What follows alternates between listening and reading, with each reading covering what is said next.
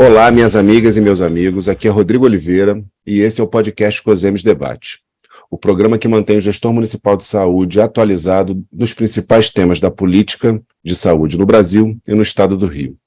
Os últimos 10 anos foram marcantes na política brasileira. Compreender o período que vai de junho de 2013 até os dias de hoje é fundamental para, além de explicar como chegamos até aqui, construir saídas coletivas para a crise da sociedade brasileira. Neste episódio, seguimos entrevistando Bruna Rocha e Josué Medeiros. Bruna, ativista antirracista e doutoranda de comunicação da Universidade Federal da Bahia. Josué, militante do MTST, cientista político e professor da Universidade Federal do Rio de Janeiro. No episódio anterior do nosso podcast, abordamos o período das manifestações de junho de 2013 até o governo Temer.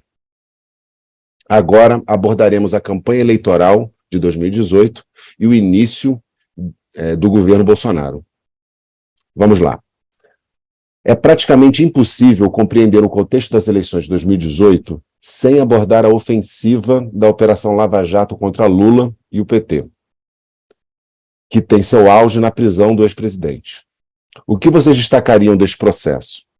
Qual o papel da Lava Jato em todo esse período? Bruna, por favor. O papel central, né? É a argumentação no campo da moralidade jurídica de que este setor não poderia mais ser responsável pela gestão do país.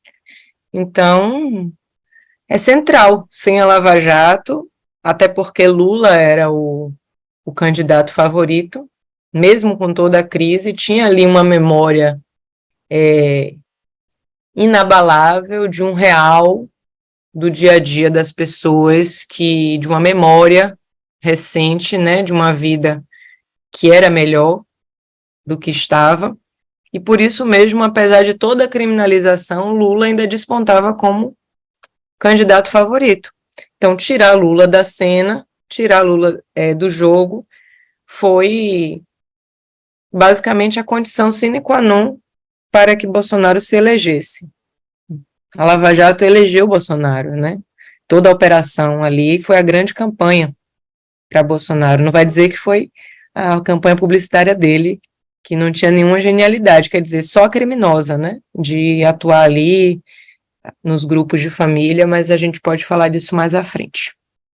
Josué? Não tem muito a acrescentar, não. Vou ficar com a frase da Bruna. A Lava Jato elegeu Bolsonaro. Acho importante a gente martelar isso, porque eu vejo setores da esquerda falando junho de 2013 foi o ovo da serpente, junho de 2013 elegeu Bolsonaro. Não foi isso. O que elegeu Bolsonaro foi o impeachment e a Lava Jato. Porque você tirou do jogo a esquerda, você tirou do jogo uma liderança popular, né, duas, primeiro a Dilma, depois o Lula, e você abriu aí, desorganizou totalmente as instituições e abriu o caminho para o extrema-direita se organizar. É só ver as pesquisas, gente. Qualquer pessoa pode acessar lá da Datafolha e ver. Não tem liderança de extrema-direita com intenção de voto alta em 2013, 2014. Isso começa em 2015. Começa como resultado da Lava Jato e começa como resultado do impeachment. E ganha força mesmo em 2016, final de 2016, início de 2017, quando o Bolsonaro começa a pontuar 5%, 6%, aí em 2017 ele pula para 10%. Então tem uma coisa também do fracasso do governo Temer, né? A Bruna falou disso no episódio anterior, falou como a economia desumanizada do Temer não resolveu o problema das pessoas. Então as pessoas procuravam outras referências, aí procuraram Lula, e sem Lula foram para o que tinha disponível. Eu acho muito importante a gente martelar isso. A Lava Jato elegeu Bolsonaro, como a Bruna falou. A campanha de 2018 marca mudanças em nosso sistema político, mudanças fundamentais para compreendermos o momento atual. Vou destacar algumas do que eu quero dizer.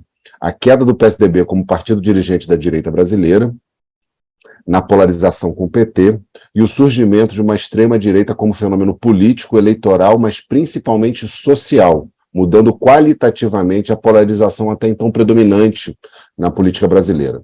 Gostaria que vocês comentassem esses aspectos. É possível afirmar que essas mudanças são permanentes? Quais seus impactos para a vida democrática brasileira? Josué.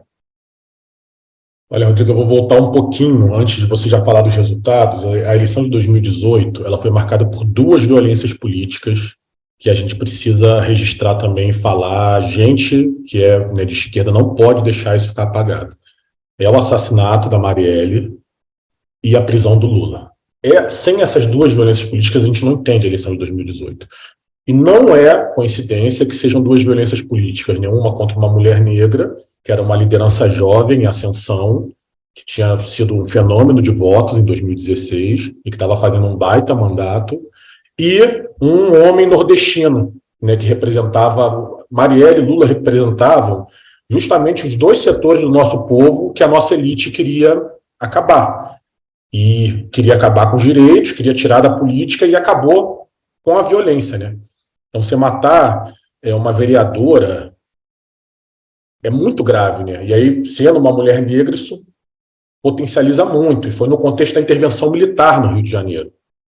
Não podemos esquecer disso, né? Braga Neto, vice do Bolsonaro, era o interventor. Então, e depois a prisão do Lula, né? Você tirou de um homem inocente, oriundo do nosso povo pobre, retirante, imigrante, 500 dias da vida dele, ele perdeu a mulher, ele perdeu um neto, ele perdeu um irmão, enquanto estava preso. Então, essa violência toda explica esse cenário que você falou. E aí, sim, eu acho que é permanente. Assim, a extrema-direita, que hoje lidera o campo da direita, não vai recuar, ela está organizada, a Bruna falou disso logo no começo, ela não se organizava antes e agora se organiza. E o que a gente vai ter que acompanhar é como eles vão se organizar com novas lideranças, né? Porque tudo indica que Bolsonaro será inelegível. Então, não sabemos aí qual vai ser a dimensão disso. Mas eu acho que é permanente. A extrema-direita vai liderar o campo conservador. E aí eu vejo muita dificuldade de uma direita civilizada, de uma direita democrática, recuperar a hegemonia. Bruna? Olha, eu diria assim que nenhuma mudança é permanente, assim, pensando num processo histórico mais macro, mas concordo com Josué que eu acredito que é durável, até vendo os movimentos de direita como estão se organizando do mundo todo, há uma guinada conservadora para a direita. O que, de algum modo, eu não sei se o efeito é exatamente só negativo, muito menos tampouco só positivo, no sentido de deixar claro quais são os interesses de uma elite, né? Se manter, né? Então, a qualquer custo. Que essa elite reivindique valores morais conservadores, talvez possa até, de algum modo, nos ajudar, enquanto uma esquerda, um bloco de esquerda, primeiro a crescer, como crescemos, conquistamos setores que antes se reconheciam na direita por conta de um reconhecimento mais com o liberalismo e tudo mais, né? Essa questão mais do neoliberalismo. Por outro lado, o desafio também da gente muitas vezes ter que atuar no campo com neoliberais, mas que não acham que tem que matar pessoas negras, mas que não acham que tem que matar pessoas LGBTs. Não sei se de fato trata-se desse surgimento de uma direita ultraconservadora no Brasil. O Brasil da ditadura militar, os relatos das torturas, o Brasil da escravidão.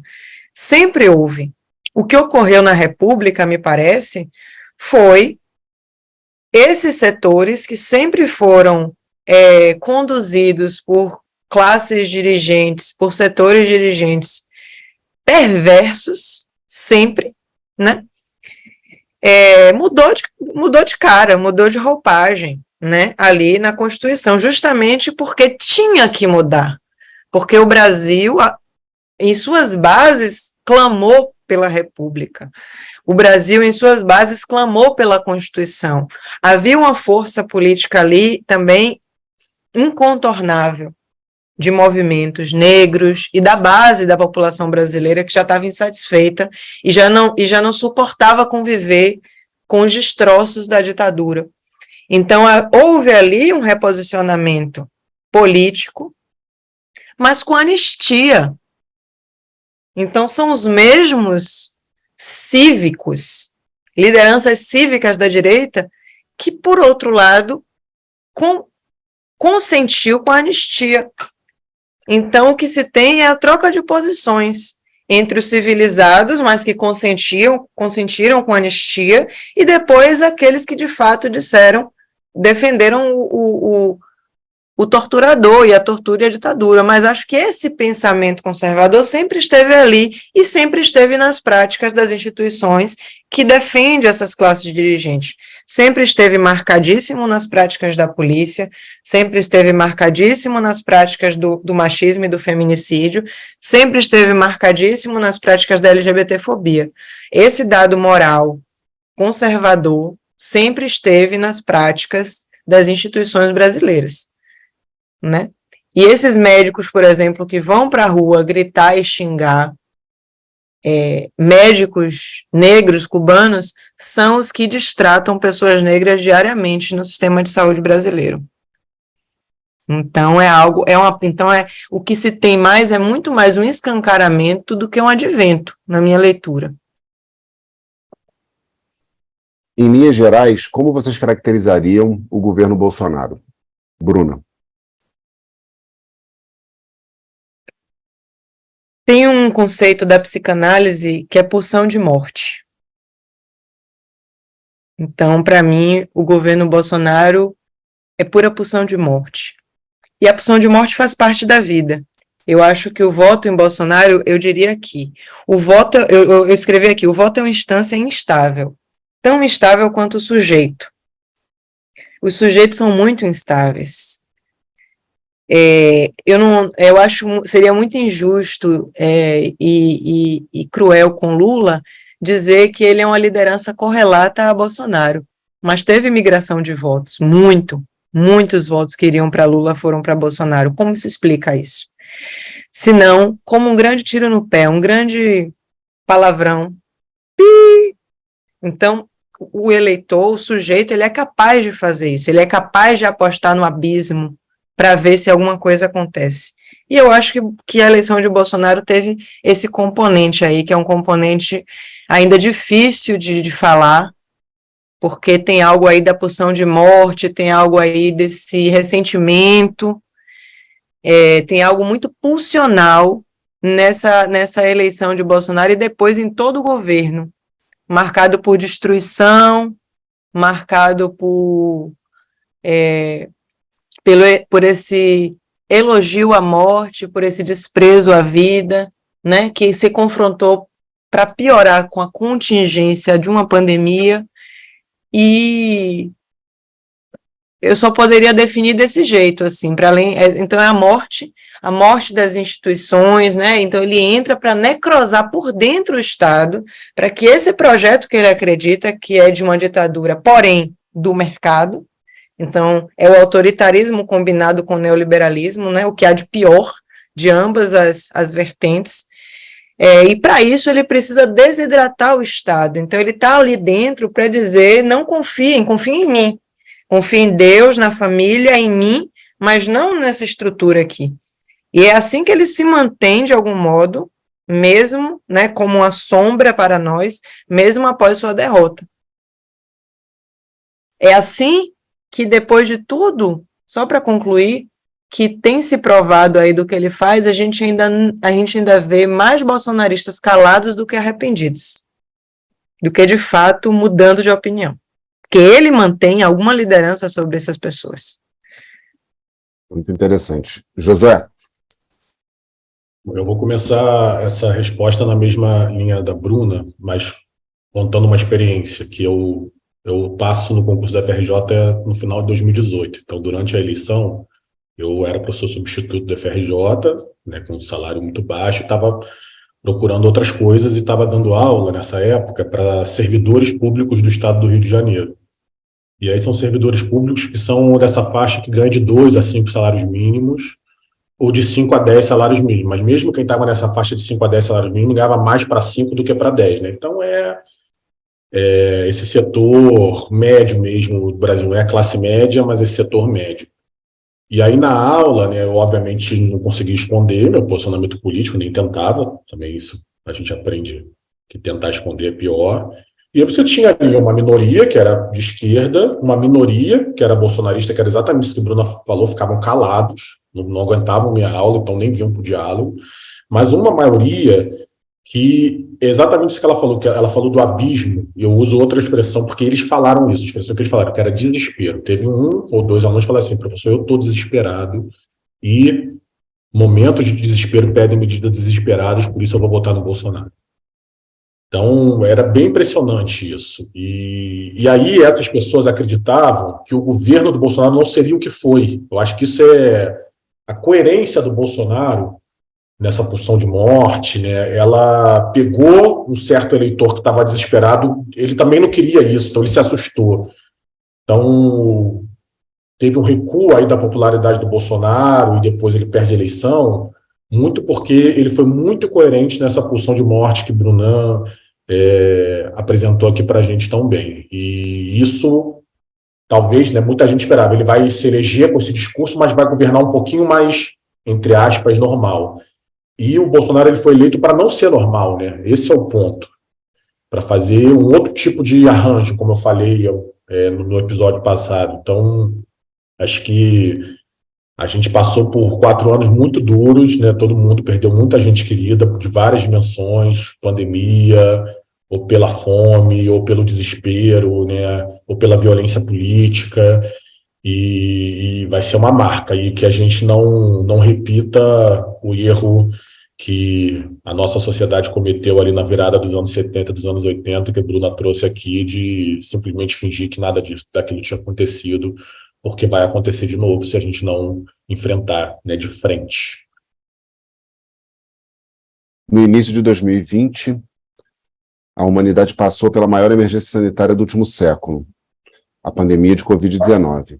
Como o governo Bolsonaro lidou com ela e qual foi o impacto que a pandemia teve no processo político brasileiro?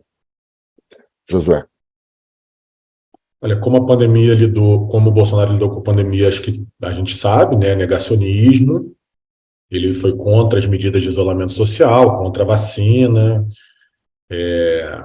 mas o que eu quero destacar nessa resposta, Rodrigo, é justamente como a gente, enquanto sociedade, resistiu. E aí eu vou destacar 2 processos que eu acho que a gente só vai entender as eleições e o que vem a partir desses 2 processos. Primeiro, a mobilização pelo auxílio emergencial, né? Acho que todo mundo lembra que o Bolsonaro mandou uma proposta de um voucher, que era de 3 meses, de R$ 200, só para alguns setores da sociedade. E a mobilização da sociedade pressionou o Congresso a aprovar um auxílio emergencial de R$ 600 por 6 meses, que depois foi prorrogado por mais alguns meses, para muita gente, né? Para quem era pobre, para quem era trabalhador de cultura, para quem era trabalhador informal. Então, eu acho esse um dado. O auxílio emergencial, né, o IPEA já mostrou isso, o próprio IBGE, ele foi fundamental para a desigualdade não explodir no Brasil.